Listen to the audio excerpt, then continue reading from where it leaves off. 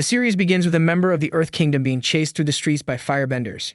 He manages to get news of the Fire Nation's plan to start a war to his companion, but tells him to flee for the Earth Kingdom, whilst he deals with his pursuers. The firebenders manage to capture him and bring him before the Fire Lord.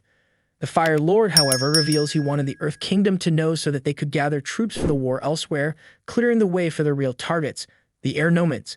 The Avatar brings balance to the four nations, and the latest one, who is yet to emerge, is due to come from the air nomads. Fire Lord Sozin is aware of this cycle, and he plans to eradicate them all to ensure the Avatar cannot stand in their way. After the titles were transported to the Southern Air Temple, where the nomads are preparing for the Comet Festival. The council gathers to discuss Sozin's plans, and Aang, a young airbending prodigy who is yet to learn that he is the latest reincarnation of the Avatar. Brother Gyatso argues that Aang still has much to learn, but the other nomads say Aang must leave immediately to begin his training in the other arts so he can bring balance. Afterward, Gyatso finally reveals Aang's true nature to him, and the 12-year-old wrestles with his newfound burden as he prepares to leave on his sky bison, Appa. Suddenly, Fire Nation troops launch a brutal assault on the temple, leaving no survivors. Aang is unaware of the assault, but he and Appa are caught by a huge wave and fall below the tides. Next, we head to Wolf Cove, a village inhabited by the Southern Water Tribe. There, we meet the sibling duos Sokka and Katara, Aang's soon-to-be traveling companions. After their father departed for the war with the Fire Nation, teenage Sokka became the leader of the tribe, whilst Katara was practicing her waterbending in secret. Sokka and Katara head out on a boat trip, but their canoe gets swept along by some currents, and they uncover a huge iceberg. This structure bursts and fires a huge beam of energy into the sky, a signal that is witnessed by Prince Zuko, aboard a Fire Nation ship elsewhere in the region. He's been banished from the nation by his father, Fire Lord Ozai, until he finds the Avatar and is doggedly following any sign of the Avatar's whereabouts.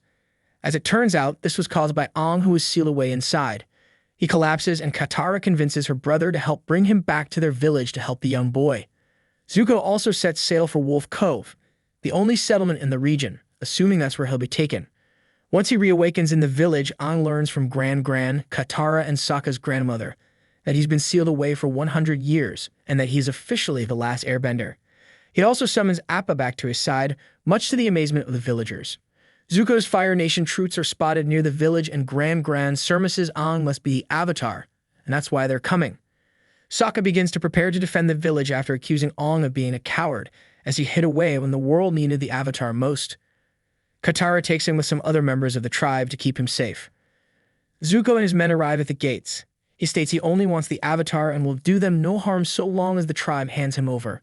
Sokka wants to surrender Aang, but Katara convinces him not to, so he heads out onto the ice and faces Zuko himself. He challenges the prince to a one-on-one duel. Zuko has been honing his skills to face the Avatar, and Sokka proves no match for him. But just as he moves to kill Sokka, Aang intervenes and fends off the firebenders with the help of the villagers.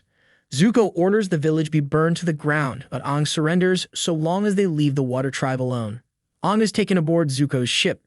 In a cell, he speaks to Iroh, asking why the Fire Nation started the war. Iroh says some members of their people see the nation as needing to expand and consume like fire, whilst others believe that they will be able to bring stability to the nations by ruling over them.